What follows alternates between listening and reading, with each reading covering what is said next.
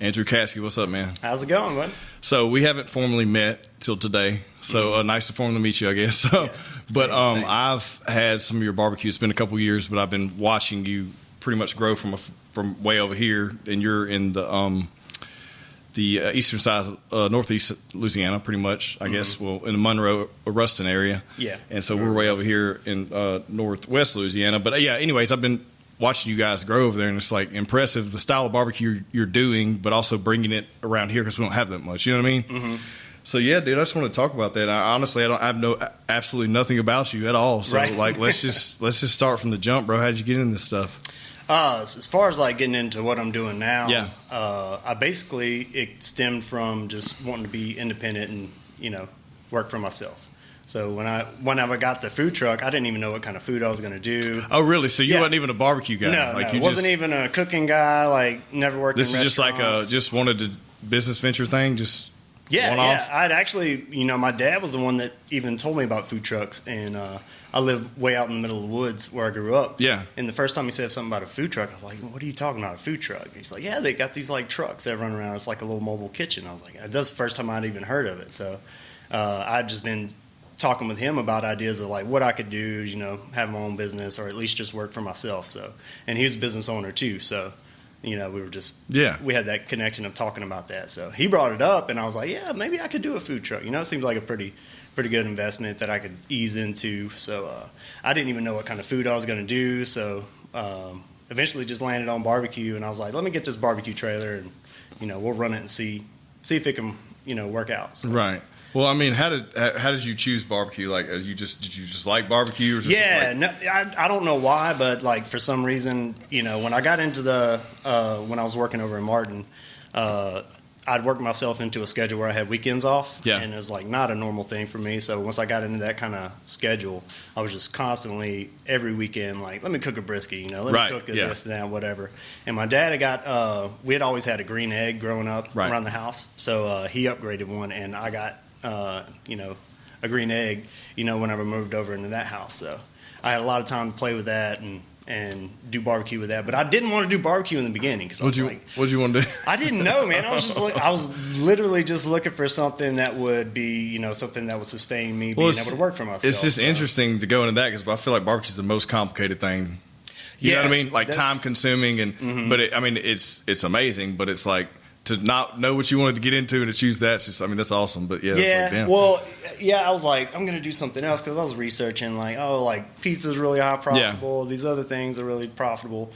And then, when he told me, she's like, you're cooking briskets every weekend, And I was scared of barbecue because everybody's got their opinion on what it is. Dude, yeah. And it wasn't until after I really even got the food truck that I'd really experienced like craft Texas style barbecue, and then like that's when the bug, bit me, and I was like, oh wait, this is something that I'm really going to be into, as opposed to just being a business venture. Yeah, well, I think it's something that's taken off too. I feel like that. I mean, barbecue's always been around, right? But like, it's taking a new face. I feel like the Texas style, and then you have you have your Georgia. You have all these areas that have their own style. You have like. What is it? Where is it that I went? You have Carolina stuff. You have your Georgia stuff. You have your Texas style. I mean, and all that's like either it's smoky and salty, sweet, a little tangy. Like there's all those different flavors, but it's like honing in on one and then trying to capitalize on that and then try to make it different. Because I mean, I feel like everyone has their niche. You know what I mean? Yeah. Mm-hmm. So like the big thing with the like more Texas style that really jumped on me is like. It really elevated super quickly and got away from what just the historical regional type was. So, like, if you talk about, like North Carolina style, it's still basically mostly as it was done, 10, 20, 30, 40, 50 years ago. But as far as the craft scene over in Central Texas that has exploded out, there's been a huge influx of highly trained chefs that got into the barbecue world and really started elevating, beyond just what the historical type of barbecue was. So there was something that was new, it was modern and exciting. So that's really like what drove me, because like I like the creativity type thing and the whole new aspect of like, oh, this is going somewhere. You can do things with this, and people are actually accepting of it being different. Yeah, it's funny because like for the longest time, it's just you got your meat plate, right? Yeah, you got your bird or your brisket. We still got a meat plate. Potato salads and beans, bro. And like, there's some people that's all they want.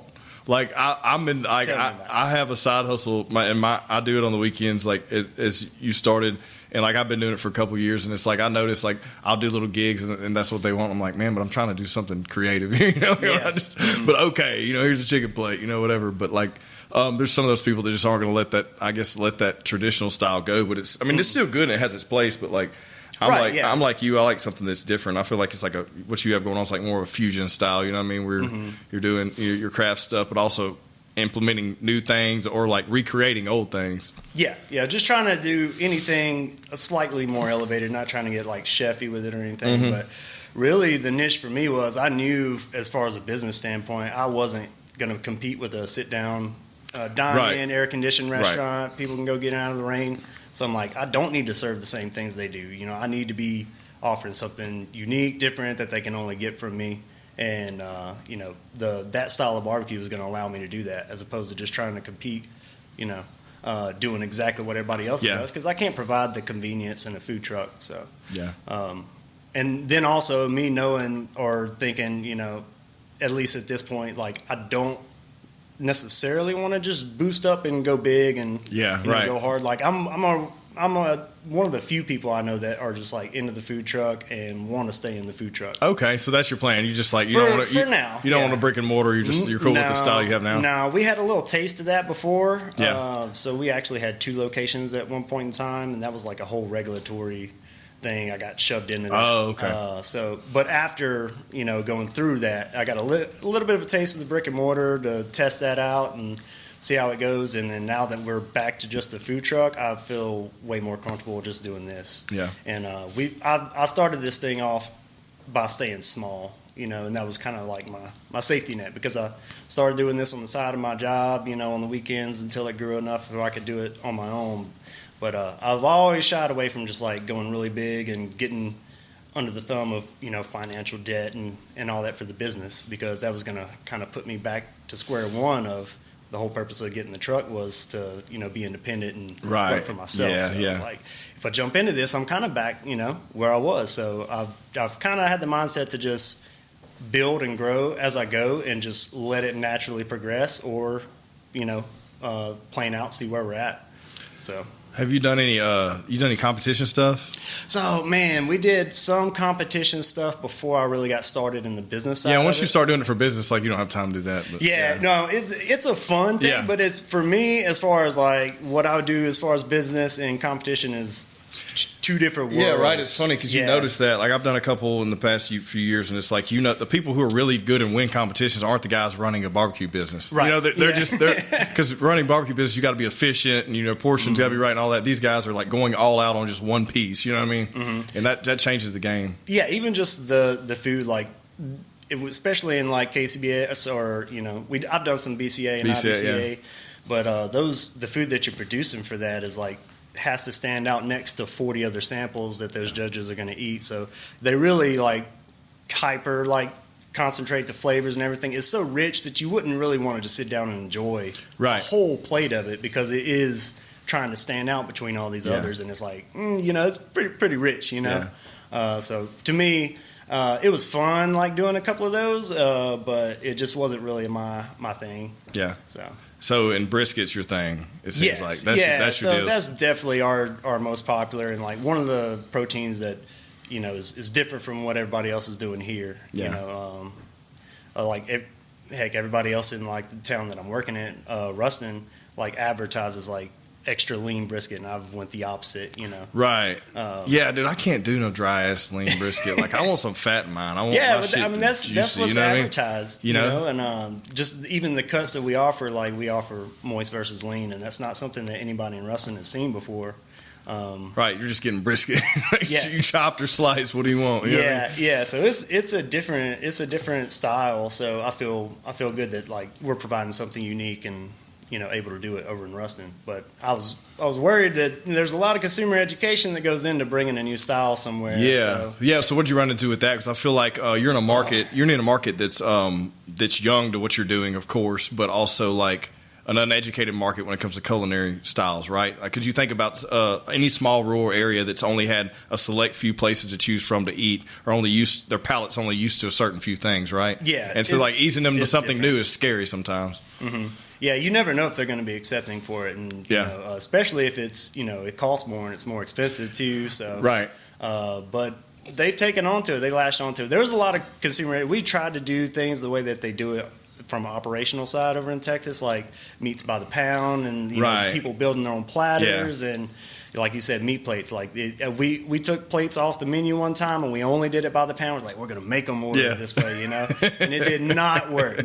So we finally put the day we put plates back on the menu, it was just boom, boom, boom, and I think a lot of people aren't used to that, and especially if if you are a little busy, you have a line at the truck or whatever, and customer kind of has a little bit of pressure to hurry up and get through the line, and if they got to do a bunch of math when they get up to the menu, and they're like, oh, if I get this and this, a la carte everything, how much is it going to cost? Where the meat place just simple, it's like, this sounds great, just roll with it. So got to kind of sacrifice a little bit there, as far as like how we run it. So we're still doing like tickets and plates and things that are approachable, but with a different style of barbecue that's put on the plates. Yeah. Well, what did you do? So tell me about you before this. So before you even got into barbecue, let's have a drink too, by the way. Oh, cheers. Cheers, sir. It's pretty good. Mm-hmm. So before you got into barbecue, we talked a little bit, but tell me what you did before that. So I was oilfield, Me too. I was oilfield 10 years. Mm-hmm. Oilfield all my life. What'd you do in oilfield? So in the beginning, my dad and his two brothers owned a pipeline construction company. Okay. So I've worked since like 13, 14 years old, all the way up until I was about 23, and then I moved to another job that was in the oilfield. But the pipeline construction. So my dad, my brothers, my grandpa, all of their brothers were all welders. Gotcha. I was one of the only few that wasn't a welder. Even on the pipeline, I got into more of the directional drilling, the boring, and everything. Gotcha. So I had taken over all the boring that we were doing at that point in time.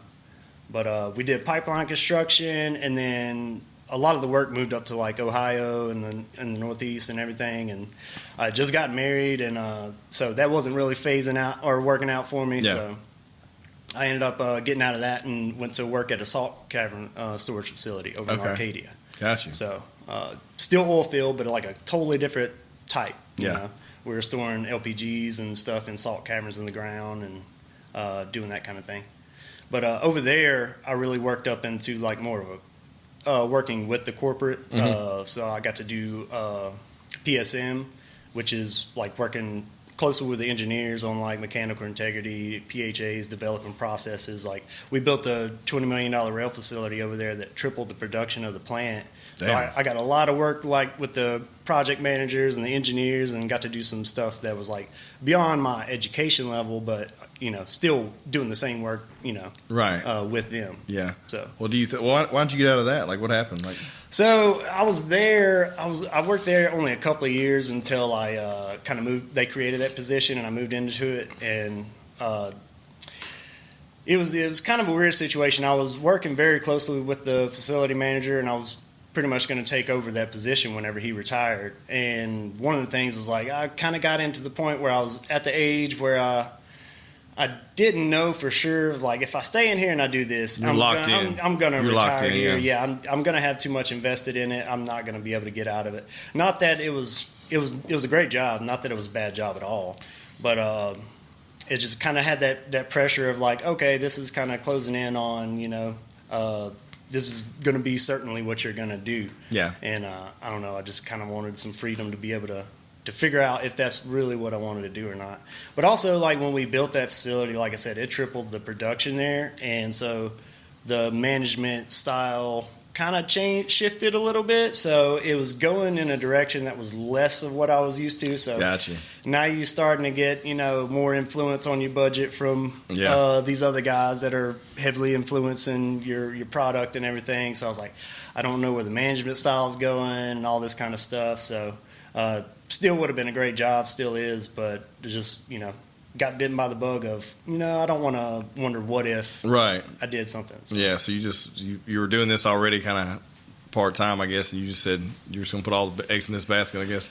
Yes. Well, I bought the trailer and I bought it outright. Yeah. Like I said, I wanted to start from the ground up and not owe anybody shit. So right. I bought the trailer outright and I was running it on the weekend. Gotcha. Once I got while you were doing that, yeah. Once I was working Monday through Friday, I had the time to go working on the weekend. Right. So I did both. I was like, I don't want to just jump off. So I ran it for a couple of months until it was just, I knew it was time. I was like, yeah, I'm spending all my time and money, not getting any sleep, just to be able to do this thing on the weekend. Exactly, and you must love it. It was not doing bad, so right. Just decided to go ahead and do it.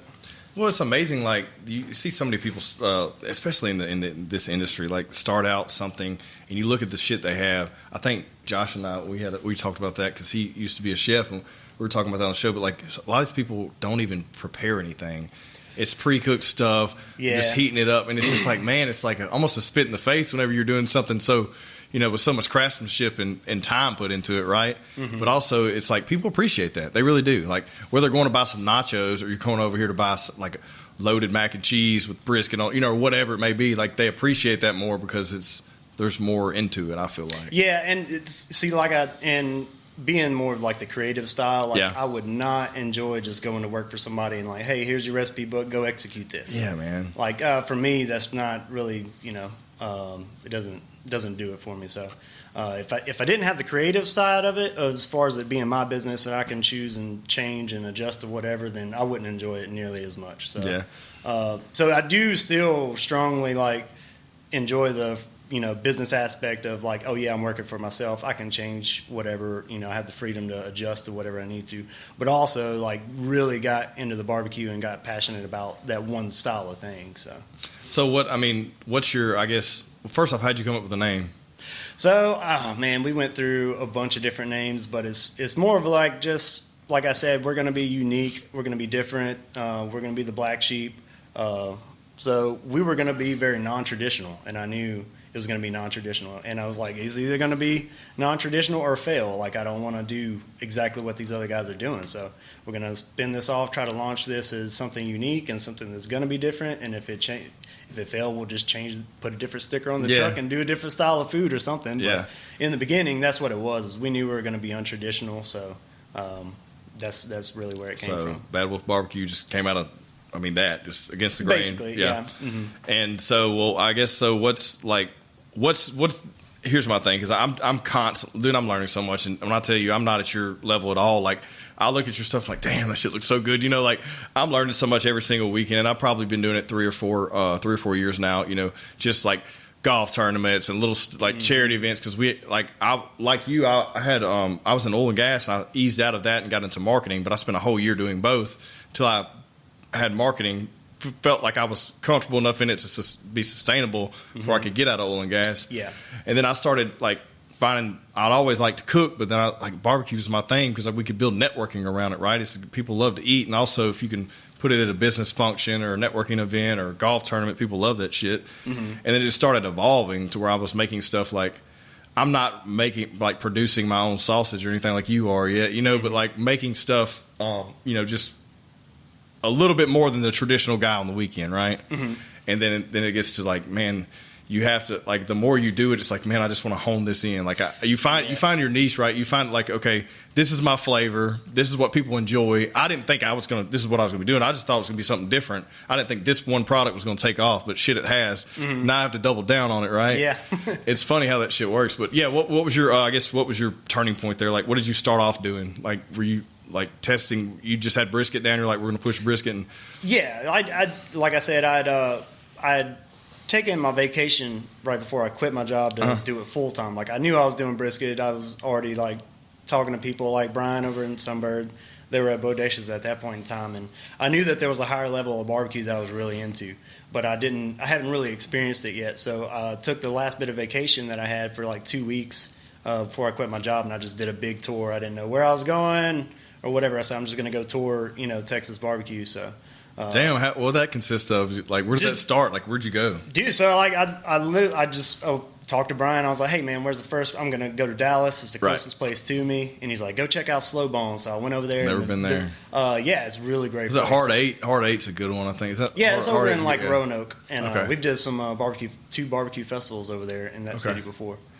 But I went over there, and the very first guy, Jeff, over at Slowbone, told him what I was doing and everything. He's like, "Hey man, there's some guys, cooking some whole stuff tonight. Why don't you come hang out?" I was like, "Well, that couldn't be any better." Yeah. And then so I don't know anybody or anything. This is just my first trying to get a taste of what are the guys actually doing over here. I've had a little bit of taste, but I haven't been through the whole state and tested it out.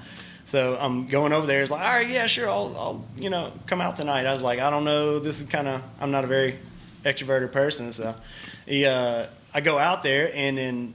Holy shit, here comes Aaron Franklin on a forklift driving a pallet of wood down. He's the only guy I know at the time. Yeah. I got his book and everything. Yeah. So he's the guy, especially a couple of years ago, he's the most popular and everything. So I know who he is. I'm like, holy, I already had planned to go to his place down in Austin. And I'm like, my very first stop over here he is doing this festival that I didn't even know about. So talked to them, and they gave me a volunteer shirt. So I threw that on. I helped with the festival, went around, picked up stuff, and helped out whatever they needed to do. But they had the heavy hitters there, man. They had Aaron, they had Evelyn Roy from Leroy and Lewis. Barbecue Snob was there. That was his Birthright Festival. It was the first time that he did it. And Daniel Vaughn, he's the editor for Texas Monthly as far as all the barbecue section and everything. So it was wow, that was just couldn't have hit that any better. And then I continued my trip all the way through and went down to Austin. Didn't have enough time to get down to Houston. I spent too much time down in Austin. In Austin, there's a lot of good spots there. What do you have? Dude, what is it? Oh, there's so many. There's now. I'm just trying to think. Well, Franklin's, of course, and then you got Terry Barbecue, Blacks. Terry, Mickelwait's is another OG guy there. Yeah. There's tons of them. Yeah, there's a lot of them, dude. I didn't have enough time to go hit them all. Yeah. But I was just going by myself. Whitney said she was going to stay, so I was tearing out, either sleeping in the truck or sleeping. I'll get a hostel or whatever, and just go through. I just wanted to do a tour. And, I think that's awesome that you did that, because you see stuff on TV, right? You see stuff on Instagram, but until you see what goes into it and the demographic around the market, you're doing your R&D pretty much, hands on, That's what it was. But then you got to think I just feel we're, and I hate saying this, but everyone says it, in the area we're in, it's always a few years behind everywhere else. It feels Okay. And I think it works the same in someone's palate, as you see people start to travel and start to be interconnected more. I guess since the internet's been out and Instagram's been out, and people are starting to eat these things and become more knowledgeable to trying different things, then they're okay, they're open to try something new or different. I didn't eat fucking sushi until I was 21, just because the way I grew up wasn't, same. I didn't. Yeah, I didn't. Wasn't sushi around. My parents didn't eat. They were, country folks. We didn't. That wasn't a thing. And then, I was hanging out with some people. They're you want to try this? I'm I'm not eating that shit. But I didn't know. It. Right. And it's it's the same thing. I think with what you guys are doing. So, tell me what all you're doing right now. I know you got some badass brisket, but I know you have some signature dishes. So tell me about them, because I'm a nerd when it comes to barbecue. So yeah. So brisket is by far the most popular, the thing that everybody wants because it's different. But in order to produce that, we're only getting a 40 or less % yield off the brisket. Right. We have tons of trim, so we're doing house-made sausages, stuff like that. Even with our leftover brisket, that's not even the raw brisket. We'll take leftover cooked brisket and make a pepper jack brisket smoked boudin link. Hell yeah! And I can't make enough of that right now. Hell yeah, dude, that sounds awesome. Yeah, I just every now and then I'll post the same picture that's been out there for 12 times, and it just goes on the algorithm or whatever. And then I got people messaging me this week, and they're like, "Hey, give me 20 pounds. I want 10 pounds. Damn. I want 20 pounds." I got a guy that gets 100 pounds of it from me Damn, twice a year. But that's things like that. We're doing all kind of creative sausages. I went down and took a class with Bill Dumas. He's a sausage sensei. Yeah. He offers really great expertise as far as sausage making. And that's the next thing I want to get into, because I honestly have nothing. Be careful. Yeah, I know. It is a pain in the ass. It will take up your life. I know it's a pain in the ass. So it's I don't only want to do it. It's got to be a scenario to where my thing is I don't think this is ever going to be a full blown. It is a business at this point, but it's something me and my wife can do together, right? But also it's just a weekend thing, and maybe it turns into something. But I don't ever want to get so locked into where I'm not having to spend X amount of time on one thing, but it's how it is. To do it right, it's really like a 3-day process, right? On the sausage making, so it's sometimes I'm just like, is it even worth it? Like a lot of guys can just like make burgers or anything else. But for what we're doing, I'm really trying to hone in and stay true to the brand and be barbecue. Well, that's what makes it so good too. Even if it's harder, nothing else is going to taste like it anywhere. And that's like, so it's going to take a little more time to do that, but you can't replicate it. So I mean, there's something to be said about that, Yeah, and there was a lot of growth pains as far as like learning that too. It took me years before I even had something that I could put out the window. Yeah. But then the customers have never had that before. Like I don't know of any other barbecue joints that are making their own sausages or were in the past 10 years. So that was not built into the customers. Not around here, dude. No. They weren't used to it. They're just getting down home or something. Which right. Nothing against down home. Right. With no, sausage, it's good. But it's good. I just don't. That's what I ate growing up. Yeah, me too. But I don't want that. Either. Like for me, like for my thing, it's like I want something different, right? Right. Yeah. If I put it out, I want it to be unique. Yeah. Creative. Right. So. Yeah, we're doing a bunch of sausages, brisket. We'll do random specials and stuff. We try to pull some influence. I try to kind of shy away from Tex-Mex now because there's just so much in the town and so many people doing like taco stuff. Yeah. So we do that. We have some on the menu, but as far as like when I throw out some specials or stuff, we might try to do some like Asian influence or whatever. And you had, dude, I still remember this shit. You had blueberry burn-ins. Yeah, I think when you were here when I saw you years ago, whenever y'all had the truck set up down here for a festival, and I was like, holy shit, because I hadn't had burn-ins. No one had that shit around here, right? Yeah. Unless someone made it on the weekends at the deer camp or whatever. You're not getting that shit. And like I was like, holy shit, this dude's. When I ate that off your truck, I was like, this dude's fucking legit. Like nice. I just knew it. I was like, okay, this is more than just your standard barbecue setup, right? And made out of pork belly too. And you put the word pork belly on the menu here. Yeah. Nobody's ever had it. No, they don't know what the fuck it's bacon, man. It's just a big piece of bacon's all it is, but it scares everyone, right? It's funny how that works, man. It's just that's what I said. It's just like it's educating. Like you're trying to create something, but you also have to educate people to what it is.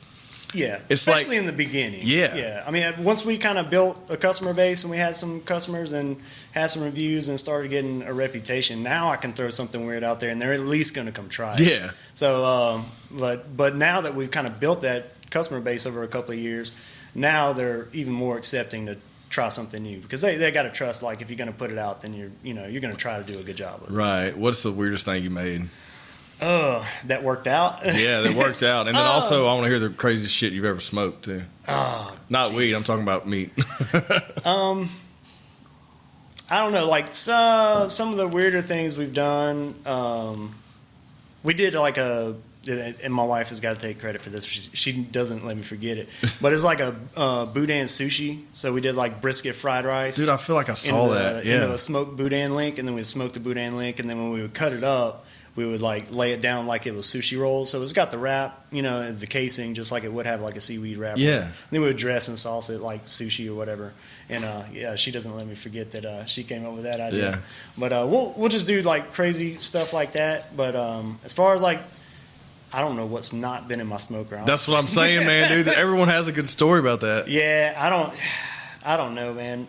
There's tons of failures that go along with sausages, and by the time you learn like enzymes that'll break the bind in it and everything, but try to get pretty wild with the sausages, and because that's a blank canvas. You can be as creative as you can. Brisket, you can, there's only, good brisket is good brisket. Yeah. Some can be a little bit slightly better than the others, but there's not really more techniques that you can Are you using like a cab, or what are you using? Yeah, we're using cab. Yeah. It's CAB cab right now. I used to use Prime, but it's also difficult for me to get some of the product because my distributors give me warehouses like over in Jackson and Little Rock, where if I was just a little bit further this way, I could get a Dallas warehouse.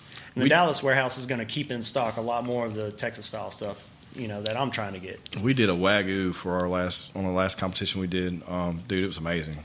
Like a Wagyu brisket. I don't know if I'm sure you've done them, but like that, dude, that shit's. I don't know. I hadn't done. You hadn't done a Wagyu? Dude, you Mm-hmm. need to, man. It's crazy. It's once it's trimmed and everything. I believe it was. it probably wasn't even 9 pounds. It wasn't that large, but it turned out amazing for the comp because it was just like brisket. Didn't require. It didn't matter what kind of brisket. Just it's got to be brisket, right? Nice. But yeah, it turned out really well. But I still, I do brisket, man. But I don't have it dialed in yet. I feel like it's something you always got to work on. Well, like you said, like for the guy that does it like in their backyard, they may cook like 2 a month for somebody at home or whatever. But until you really get to doing it every single day is when you really just start to get good with it. And it's hard to get good at it when, you know, especially if you only do it every like 2 weeks. Yeah. It's like, oh yeah, I do a bunch, but it's like if you can really compare, hey, if you start to cook 10 a day and every single day, you can do something a little bit different with this one, check this one out, figure out why this one didn't turn out the same as that one. Yeah. Because every brisket is going to be different. Like when you get today and you go get one next week, it's going to be, you could cook it the same exact way, prepare it the same way, and it turn out different, and you're like, you don't know why. Yeah. And until you get to just do it a lot, that's when you really get to figure out why it turned out different. Yeah, man, I'm at the point now where I probably do a couple a month maybe, you know, but I do a shitload of pork butts. I feel like I have that dialed in. You know what I mean? Like, that's the one thing I'm good at. But, like, that took a while, you know, doing that over a couple of years and then start doing it. It's just like, you said, like anything, man. It's like figuring out what kind of wood do you like to use? So I like to use post oak. Okay. But the wood guys around here like aren't like over in Texas. So you can't. They can. You just get what you can get. Yeah, most of the time it's you can get what you can get. Yeah. And then it's not always dry and it's not always you know, wet or mixed. I like to have a mix. Yeah. You know, to be able to play with the fire and adjust.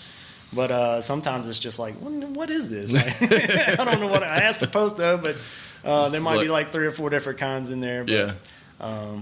You know, so post oak preferably, but I found it's not that big of a difference as long as you're not using something like mesquite or something. You got to be really careful with that. Some of my favorite barbecue I've ever had came from like bodacious where they use mesquite. I've never used mesquite just other than just starting off with some briquettes or something. But like as far as I use pecan. I like it because I think across the line you can use it on everything, and it's not that overpowering of a flavor. You know what I mean? But yeah, I like to go with most oaks.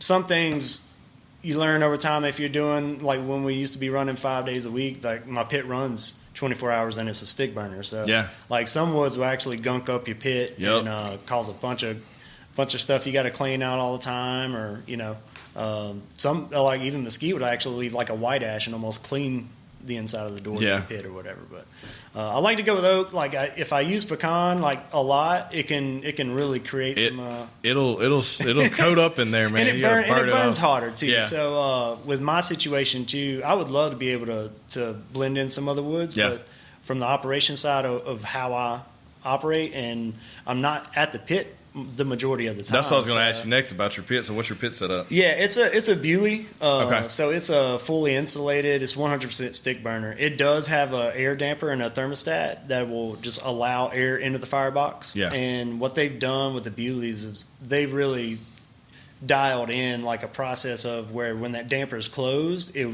is not enough air flowing through there to be able to raise the temperature, but it doesn't snuff out the fire when you get like a really dirty burn or anything either way. So, but yeah, I got that. It's like a 16-foot long. Okay, pit. so you can roll on that thing. Yeah, how many briskets can you put on it? As many as you want. I'm not cooking as many as I can fit on it. Right. I really don't like to cook briskets above each other and all that kind of stuff. I really like to have one rack for briskets with nothing above it. So. I'm not at capacity on that pit, but it's huge. But the bigger the pit you got, the easier it's going to run anyway. So, you know, if you can get a bigger pit, then get the bigger pit. It's going to make your life easier. Dude, I have a homemade pool behind, and it's not. I've done as many modifications as I can to dial it in, you know, to get where everything's level. And I can cook something on this side, whereas I need to put something else, you know, based on the temp of where, you know, it's just not. It's a homemade pit, man, but it's a pool behind. It's it's on a trailer. It's a nice one, but it's probably only 2 years old. But like, you know how it is when you start using one, especially like that. You have to figure out, all right, where's the hottest part of this thing at? Oh, yeah. Where's the coldest part of this thing at? Okay, where am I losing air at? You know. Mm-hmm. Well, that's part of being the quote unquote pitmaster. You know, you're supposed to be able to adjust the variables. People don't realize that, right? Yeah, it's like, not an oven that you could just throw in and go by recipe. Or it's not like you're in the backyard either. Like it's just. People don't realize that. It's just a lot that goes into it. That's why I think it's so fascinating. It's something that, and also it's a patient game too, right? Because you can't rush it. You can't. If you rush it, you're going to fuck it up. Something's going to be wrong. The fat's not going to be rendered. You know, it's going to be tough. Like the flavor's going to be off. You know, all these damn variants. But like, that's what people don't understand. Because a lot of guys, they're just, and I feel like the more and more like places that are doing stuff like what you're doing, you kind of like cooking something creative, but also seeing more what you can do with these meats. People are starting to be more open to like, oh, okay, I want to learn more about this. Because you see, like, I'm sure you're in these groups and shit. I don't know if you're in them online, but like, all these people.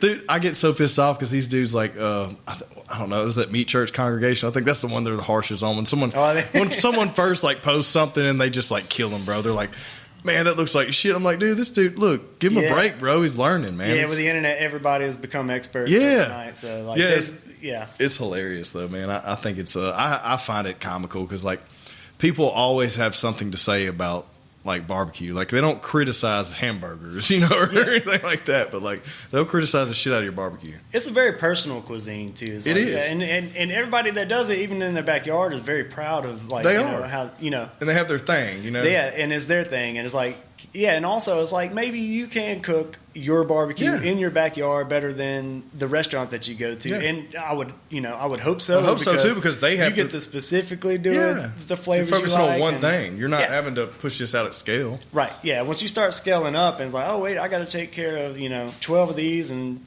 20 of these and this and that, and run the business and everything. It starts to become more of a impressive thing that if a place can consistently put something out, as opposed to the backyard. But it gets lost. Some of the appreciation does get lost. It's like, oh, I could have done that at home. I was like, yeah, but you can walk up and in 20 minutes get food or spend 14 hours in the backyard. The worst thing I ever I always see is like someone asking for barbecue sauce before they even try it.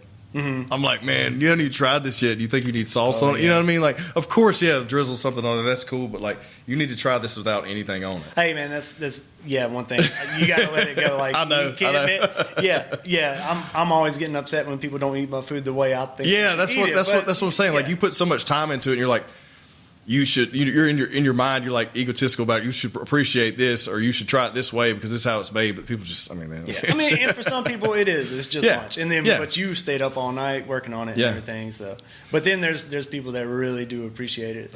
For sure, makes it worth it. So. For sure, I think that I just think it's a lost art that we're kind of all finding again, right? Like, and it's a good way to bring people together too, because like no matter what happens and however this world continues to unfold, everyone still has to eat, right? Mm-hmm. You know what I mean? Yeah, that's going to be a constant. So it's like it's not going out of style anytime soon. Mm-hmm.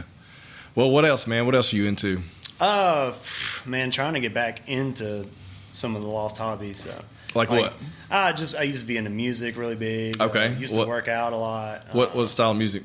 I really like heavy music. So like heavy metal? Really, like really how heavy? Like are we talking like like as heavy as it goes. So. Like Guar? But even heavier. There's another one that my buddies listen to. I can't remember what it's called. It's pretty heavy too. I can't remember what it's called. But yeah, dude. I guess you play guitar and stuff and sing, so I've always played guitar, drums, or whatever, and that's always been a thing. Like back when I was growing up, I wasn't a food guy. I never wanted to do food or whatever. So music was like one of the things. I played sports in high school, and I went to college for a year to play ball, but I ended up like hurting my arm and not even playing. So got out of that. But besides that, it was mainly just like I was into fitness a little bit, not like super like gym rat or whatever, but that and just music was always the thing that I really wanted to do.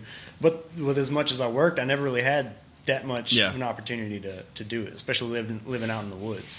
Where'd you live at? Where'd you grow up at? So like it's Bruton's Mill. Nobody's gonna know where that's at. Like you done some caterings down in like Dotson and stuff, right? Yeah. So like a Calvin area. Okay. Back if like halfway between Winfield and Dotson, if you went back towards Goldana. Okay, gotcha. Out in the middle of nowhere. Gotcha. So that's where I grew up at. But music. I was in some bands, and we'd play some shows and everything. And but as soon as I started the truck, like I had joined a band up here in Shreveport, and I was driving. Hour were y'all playing? What year was this?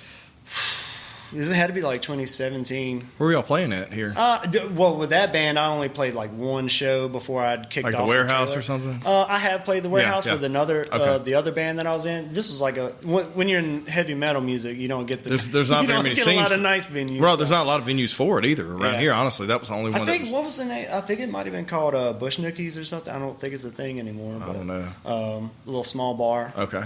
The other band I played in, we played Warehouse, and we would go around and play some spots. So a little bit bigger spots, like Jackson and Little Rock or whatever, but mainly over in like Monroe.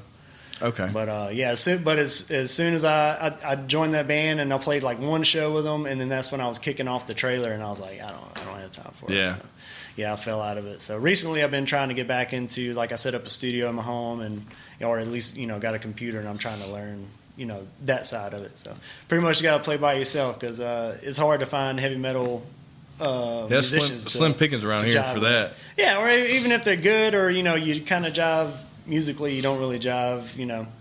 Lifestyle. Yeah, lifestyle. yeah, with the lifestyle. Especially if like you work a lot, and then it's hard to make things work in a band. So I'm just trying to have some fun on my by myself with a computer and learn a little bit of recording process and all that. Yeah, that's heavy metal. I used to be really big into rock, like not that heavy, but like I would listen to like Avenged and stuff like that. I was big into that stuff, like I guess right out of high school. In the scene, like I don't know, just there hasn't been good new rock music made lately, in my opinion. Like nothing that just jumps out at me I want to listen to. Everything got so like modern, not like radio push, like Five Finger Death Punch. I thought it was cool when they started out, and then just kind of went, Yeah, it's a strange time for the rock scene. Yeah, it is. It's weird. Yeah, the rock scene for sure. The heavy metal scene has actually made a comeback here in the past decade. Okay. Which really surprised me. As far as at least, back growing up, and especially in like 2007 or whether, before you had like so many people putting stuff out on the internet. Yeah. It was just like you mainly had radio, or you had XM satellite radio, or whatever you could find on the internet, but it wasn't just like sources now where you can just get fed find anything. Yeah, like even if like me, if I'm into a heavier style and it's not as mainstream, like there's a lot of options out there. A lot of options, and it's easy to find. And then these artists, kids nowadays, are just on the internet producing their own thing. And I'm like, this would not 10 years ago. Like you couldn't do this. You couldn't get your stuff out there nearly as easy. So that's what's interesting, because it's like hard to hit because everything's available like everywhere, and it's like, okay, how do you really hit? You gotta and it's more competition on that side of it. And then like kids nowadays are putting out awesome music, but that's not enough anymore. They're like, we spend more of our time and money creating like music videos for that song instead of like we would have spent that time creating more songs. Back before it was just such an importance to have like an online presence for this brand of you have to brand this one song. Yeah, so I was like, if you don't have this legit shot music video, then like are you maybe you're not in the circle of what's getting pushed out, and it's not quote unquote as impressive. Yeah. It's more of a show for these guys now, as opposed to just be able to produce the music.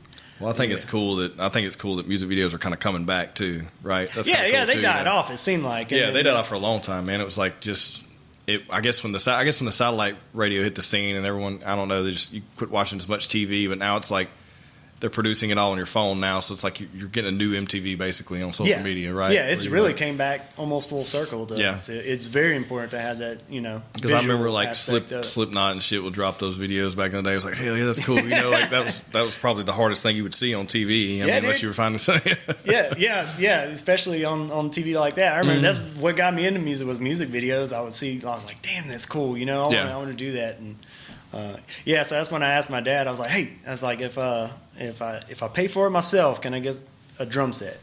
And he was always all about teaching value money and work ethic. That was what he really pushed and taught me. So he's like, if you pay for it yourself, you can have them. And it was fine for him because he could sleep right through it. But when you got a teenager trying to learn drums and teach yourself, it can be really annoying. Whatever. Yeah, I bet, dude. But music videos, I just remember watching like, damn, that's cool. I want to do that. So. Well, that's awesome. So you're picking that back up, and then you worked out. You big into working out? Man, I used to be in like CrossFit and go to gyms and do all that kind of stuff. A CrossFit bug has bitten me, bro, pretty hard. Yeah, I was doing that before I started the truck, and then I started the truck and I was still doing it because I still had time to do it. But then when I kind of got forced into having the two locations, that was a wrap. Like I just did not have time for it at all. Where'd y'all have another location at? So over in Jonesboro. Okay, yeah. That's a random place to have one. Well, was it busy though? I mean, in that area? No, it was fine. It was fine. It was a really small market for people that don't know. It's maybe 8,000 people, but spread out. Like the paper mill, there's the main industry there. But the only reason we did that is when I upgraded the pit from the one that we had on the trailer to the big 16-foot Bewley. It obviously wasn't going on the food truck. Yeah. So as far as like for people that may not know, is with the food trucks, you have to have a commissary. Yeah, so you have to have an agreement with somebody that has a brick and mortar location. All the food truck guys know exactly what I'm talking about. Yep. That's a difficult hurdle. So we had an agreement with somebody. We didn't really even use their facility at all. Our trailer was self-contained. But when I upgraded that pit, I got rid of the little one on the back because it was a little fire hazard. I caught that thing on fire several times. Almost burnt their trailer down one time too. But I got the bigger pit, and there was no place to put it. So they wouldn't let me put it where my food truck was currently set up at in Rustic because it was on in planning laws. Like even the coffee shop that's there in downtown has to have like the catalyst that eats up the emissions coming out of the bean roaster. Yeah. So I'd have to have all that. The zone planning, they were not having a pit there where we're at. I was like, and I couldn't put it at the person that I had the agreement with the commissary. So, and I knew it was coming. So like this, I already knew that was gonna be an issue. So I was already looking for something, and we found a place over in Jonesboro. They did crawfish out of the building, but they only ran during crawfish. There was nothing else for the rest of the year. So I went to them. I was like, hey, y'all only running 6 months out of the year. Why don't I come in here and I'll take off the rent for when you're not here, and they said, yeah, that's great. So then I had a commissary space. But to make it work, we also had to serve there, too. Right. So it turned into being a brick and mortar location. Gotcha. But, yeah, it was like 2 weeks before we had kind of finalized going into that location. The health department came around for our annual check, and they said, where's the pit on the back of your trailer? I said, well, I got rid of it. They said, well, what are you using? I was like, well, I got this bigger pit. And they said, where's it at? And I said, well, it's on my property. Yeah. I'm like, no, we can't have that. Like, you need to have it, either at the location or the commissary. So I was like, I'm moving it there in 2 weeks. Yeah. So it barely got that one in on time. Yeah. But yeah, it's weird. These laws are weird here. It's like, especially if you're a food truck. Like, if you're a food truck, it's like you guys have jumped through more hoops than anyone, I feel like. Yeah, it seemed like it. Yeah, especially in the beginning, just like trying to figure out insurance. Like nobody would insure us because the fire marshal doesn't have jurisdiction over anything that's mobile, but the insurance company wouldn't give you insurance if you didn't have your fire inspection on the trailer. So it's like, I just don't have it. Now I got a automated fire suppression system that's not armed because nobody can sign off on it. So, but yeah, so. It was a young thing too. Like when I started the food truck there, especially in Jonesboro. What year was that? That was I started running it on the weekends in 2017. Okay, because it just popped off. Like I don't know when Bojack's opened when they had theirs running, but it was not too long before then. Yeah, I remember Bojack's coming down to Ruston and doing some events and everything, and talked to Bo and. Talked to guys from Anos too. They would give me some advice and everything. I told them I was wanting to start one up, and that was the first ones I've ever seen. Probably Bojack's. And that's probably, I think they started in 16, I believe, or 15. But yeah, it hadn't been on the scene long. Yeah, people didn't know, what to do with it.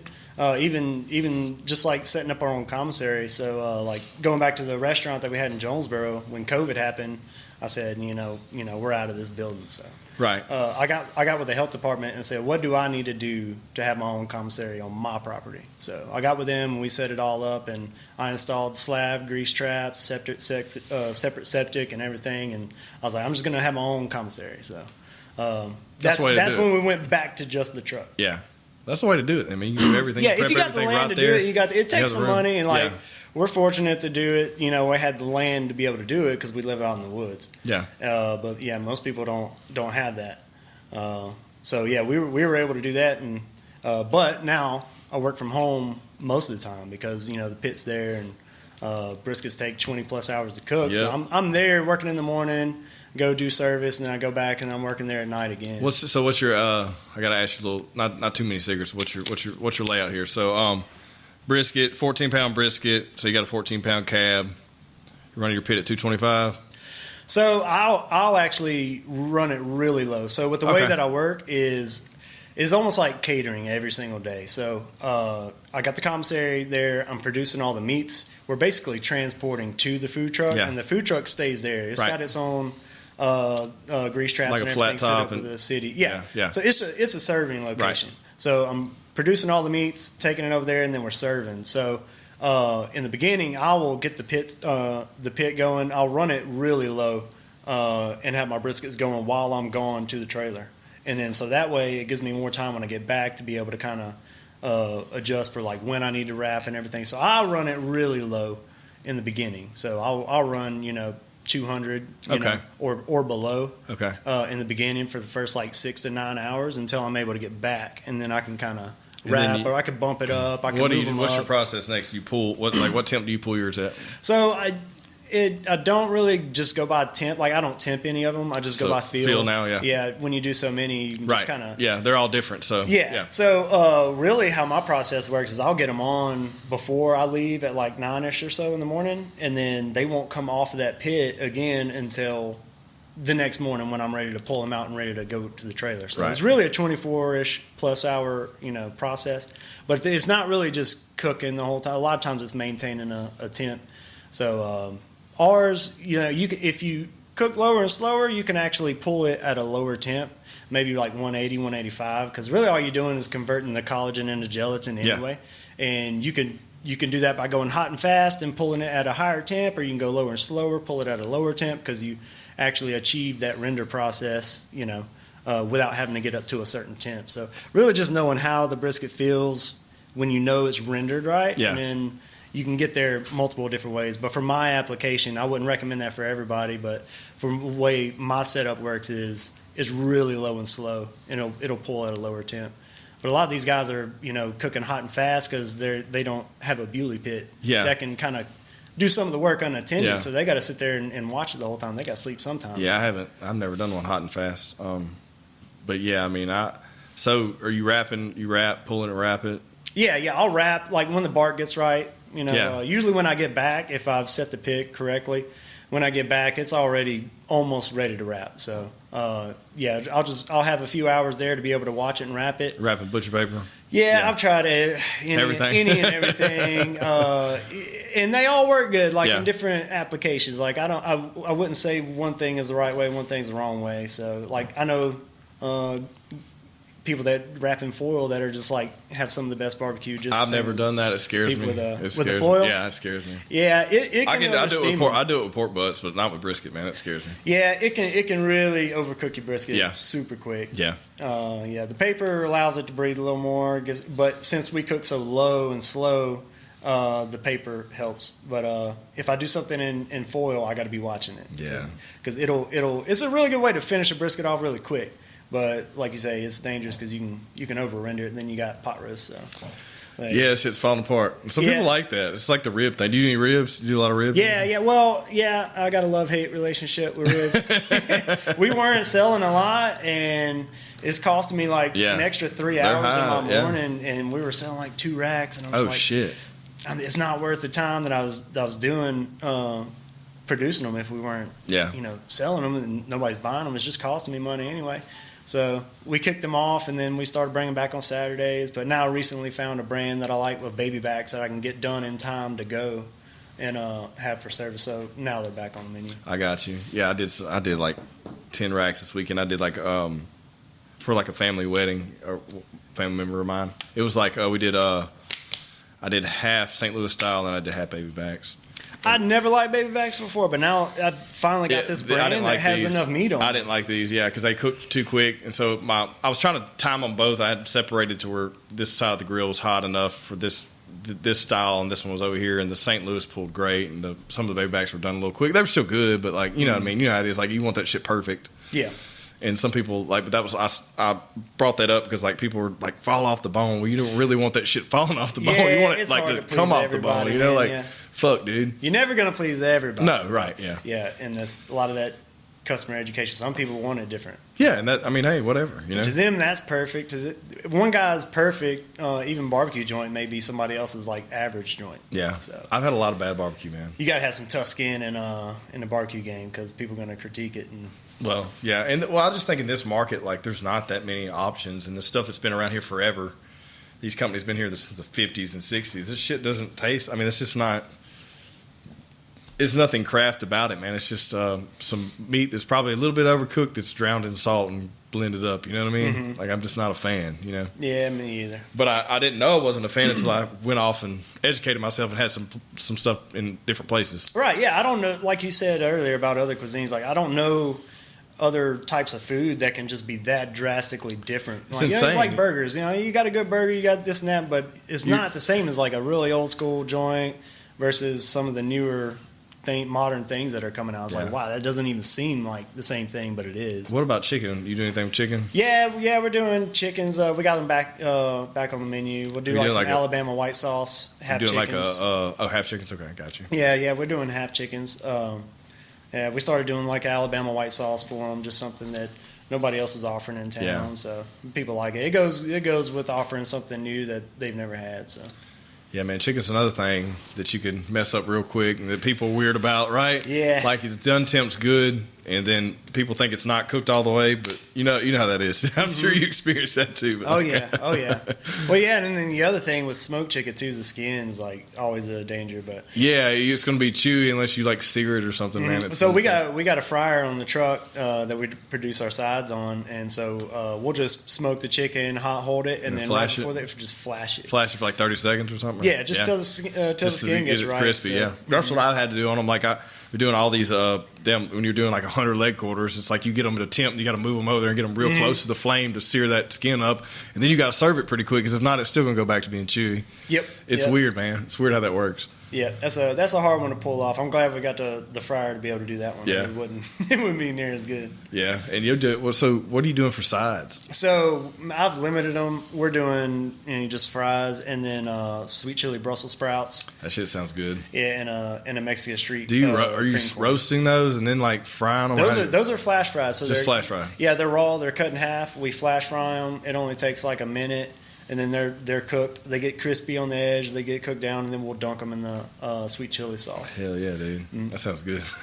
we used to do other side. Like, of course, everybody wants like soul food sides, like beans and potato salad, and like pan sides. Yeah. But on the food truck, we're bringing everything, and I don't have an oven or anything. So like to transport beans and transport liquid type sides and everything is such a pain that we went to like things that we can produce on the trailer from the fryer or the flat top. And since we've gotten busy, we've maxed out our warming space to hold meats. So we don't have space to hold like pans of sides or anything. So we kind of like do those sides. It's not traditional barbecue sides, but it works for from an operational standpoint. That's just overrated, in my opinion. Like the bean thing, I'm just like, man, it's overrated, man. Dude, especially when we had the restaurant in Jonesboro, I can't tell you how many people came in and they're like, "You don't have beans or potato salad?" I'm like, no, and they just turn around. Yeah, I know. And that happens. That happens like when I'm set up for an event. I'm sure you've seen this shit too. Like I'll have like pulled pork. Like everybody likes my pulled pork tacos. How I make them, they like them. Cool, whatever. Okay, that's my thing. That's just like my niche I found. Well, they'll come up. They're like, "You don't have a barbecue sandwich?" I'm like, "No, but pulled pork. I put on a taco and put some sauce on it. It's still bread, Like, no, I don't want that. I don't want a sandwich." I'm like, I don't have any barbecue sandwiches, man. Yeah, it's weird, man. People, it's so funny. Like if it's not what they're used to ordering, then they're afraid. That's the funniest thing. I say that shit all the time. But yeah, I think it is. Yeah, or somebody just wants a meat plate, which is cool. I mean, you gotta have that. yeah. I found that out.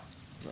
Well, what else, man? So what do you got brewing? Anything? What's coming up? Like, dude, looking forward to anything? You do anything new? Well, I'm just kind of like enjoying like having survived COVID and all that, and just Did it hit you hard, like with the food truck? Yeah. So But you were serving to outside people, so I'm sure that helped a little bit, right? Well, no. So that's when we had the restaurant and the food truck. Ah, okay. And then when COVID happened, we knew we couldn't afford the building. Right. And so that's when we got out of it, and I had to get with the health department to build my kitchen. Got you. We tore down everything that we had over in Jonesboro, brought it back to my property, and had to build all it.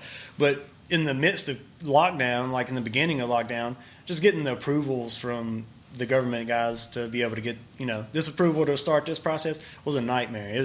It took me 8 months to get back going again. Yeah. So really, I lost almost a year. Lost a good 8-9 months just getting my kitchen built back up on my property to be able to get the truck back going. So damn.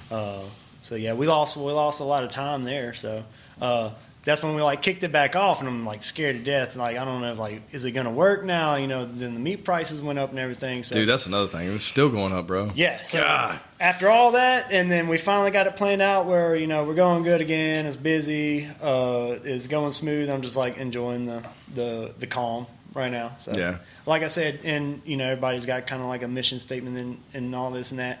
I'm just like, at this point in time, I don't know that I want to go huge brick and mortar and everything. I just kind of want to enjoy this. My wife's killing it at her game. What's she do? She's a tattoo artist. Nice. Okay. Yeah. So she's got all the ink. You get all the ink at home. Then that's what's up. No, I can't even get on the schedule. What? No. Yeah. No. I need to ask her when I can get back on the schedule. But it's she got a shop over there too. Yeah. Now she's got a shop over in Ruston called Artemis Tattoo Collective. Okay. But it's pretty much just her and her business partner. They work for themselves in the building.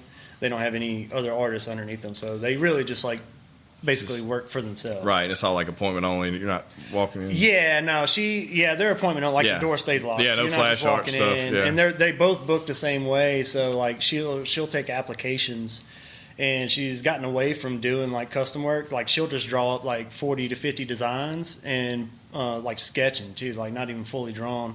And she'll put them out there, announce that she's going to open applications. Ah, nice. Okay. Yeah, that's interesting. Yeah, so she'll say, hey, for 24 hours, the applications are going to be open. Here's some sketch designs you can apply for them. And she'll have 40 designs, and the last time she had 400 applications for those. Dude, that's 40 an interesting designs. business model too. The way to do tattoo. That's cool though. That's where you're not.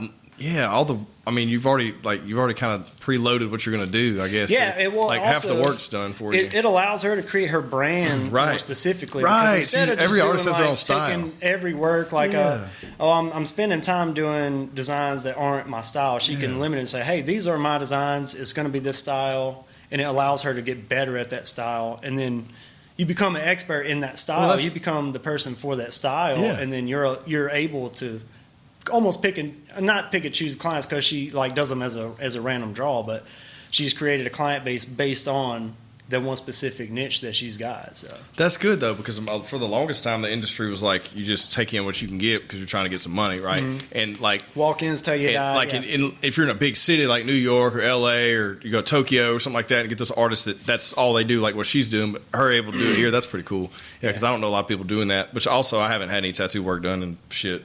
I'm covered, but it's been probably real tattoo work. I've been to some touch-up the past couple of years, but probably 5-6 years since I had really anything done.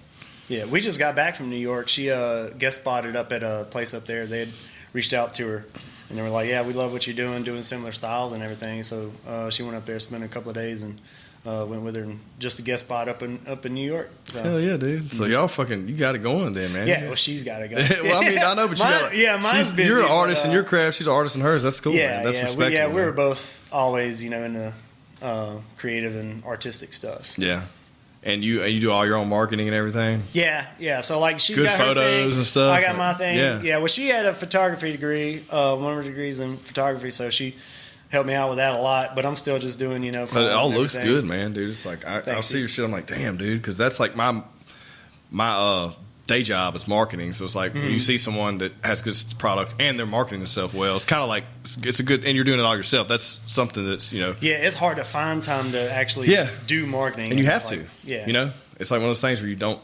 It's you're busy and you need to do it, but also if you don't do it, you may not stay as busy. You know what I mean? Yeah, and if sometimes you're just too busy to do it, and then it's you could be doing more, but unless you got somebody to be able to, give you the time to be able to do it, it takes way more time than it used to. Yeah. Used to marketing wasn't that involved. You can just make out a post or whatever, try to get to the right people. But now it's you got to take this whole photo shoot with this food. You got to have time to set this up right, and you got to do it before the food dies and doesn't look right. Yeah, you got to get the right temp and the right shade and everything. Yeah, trying to get diffused lighting and this and that in the midst of running a service too, unless you go just spend a whole lot of money and have a separate photo shoot. But if you want it to be kind of real candid shots of what your stuff looks like, it's kind of hard to It's a whole ordeal. Yeah, it's more involved than what it used to be, I guess. About just making a post with words out there, and it kind of got the information out. And you got to kind of increase that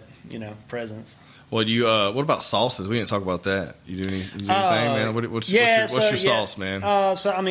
We make a traditional barbecue sauce, and then is it sweeter? No, it's more of a little bit. We designed it specifically to go with the pulled pork, so it's more of an acidic, like a Texas style. I don't know if if you ever go down to like Central Texas and get barbecue sauces, it's more acidic. It's not like a Sweet Baby Ray's. Yeah, you're not having like that Mississippi, Georgia style. Yeah. Yeah, so we do that mainly for the pork, and then for the brisket, like we did this a long time ago in the very beginning. We made like a white sauce. I don't even know what to call it. So it's like a mayo base, but it's got some acid in it to be able to counteract the fat with the brisket, and that took off big time. I think it was just something different for people that had never tried anything other than basically like a commercial barbecue sauce on their barbecue. So I just wanted to have something different. We did that, and it just took off. Now we have that on half the things on the menu, and just people love it. So, and then I got to the point where as I get better at producing just like high quality meats, it's like I don't want to put sauce on you. I want to I want to showcase what it actually took to produce something that's you can't hide behind. Yeah. But then you can't get rid of the sauce after it's off. So. Yeah, and then the thing is too, sometimes it complements. Even though the stuff's good by itself, also you add that flavor, it just changes the entire flavor of the dish too, which is sometimes it's cool, Yeah, when you're doing dishes and stuff, you really need some sauces. But, yeah. You don't bottle that stuff, man? I don't know, man. I don't know. My dad always said I needed to get with somebody in an incubator and have them produce it. But I'm like, I'm too small scale, You need to get with the guys downstairs. They got some stuff brewing. They can hook you up with those people. Oh, dude, Heidi would love that. She's sick and tired of making it. So. Yeah. I need to hit them up and see about doing that maybe. But, yeah, we're small scale though, so it's sometimes it's hard to justify. Yeah, I mean it's one of those things you got to have X amount of how much is your brand enough to push that out and market it, and then do you want to go? I guess, but that's something like that. You got to go e-commerce and distribute it. You know what I mean? Yeah. Or do you just want to have enough to have on hand? But then, is it worth the initial expense to get it bottled? Right? Like, there's there's so many variants to that shit. It's like you almost got to get this big before you even want to take that jump to do that. Right. Yeah. There's cons to staying small too, but the pros and cons. Oh yeah, for sure. Well, look, dude, I've had a good time today. I need to come eat some food. I need to catch up with you. And too, we need man. to smoke. We need to smoke some meat, man. All right, come collab or come hang out. I need to come over there anyway. Yeah, come check it out, man. Whenever you got time, and I'll give you a tour of everything, and we'll throw some weird stuff in the pit. Dude, I'm down. I need to do some. We're doing. You need to come. What are you doing? All right. What are you doing? What's the date on that? It's Hogs for the Cause in New Orleans. Okay, I heard a lot about it, and we already have a team together. Do you? You're invited. When is it? It's I want to say April 31st and March 1st. Okay. It's a Friday and Saturday. If you want to come, I'm doing this. I'm holding you accountable right here on the show. So. I probably know a lot of guys. All right, so it's going to be. So as of right now, it's me, Brian, Meeker, Josh is going to be there, and then also Peanut from Bojack's. Okay. So we're going to do some weird shit. But here's the comps. So we have our team. We have a huge 20 by 20 plot. Mm-hmm. So we got the biggest plot you can get. You have to do a whole hog. You have to do ribs. You have to do a pulled pork, and then you have to do like they call it. You don't have to, but it's optional. The pork pourri, and so you make your own other pork dish. Aside from that, you can make those are your competition entries, and then aside from that, you can also do any other like a la carte items, and then let people try them because there's going to be people coming there buying tickets to try stuff. Okay, so you're competing with those categories, but then you also have your like people's choice stuff. So it's going to be huge, man. You should come, bro. I'm telling you, like it's going to be a whole weekend thing. As of right now, I mean that's what it looks like. We're getting ready to. We've got the team built, and we're about to build like a little fundraiser for the Hogs for the Cause, and we're actually going to do a cooking here.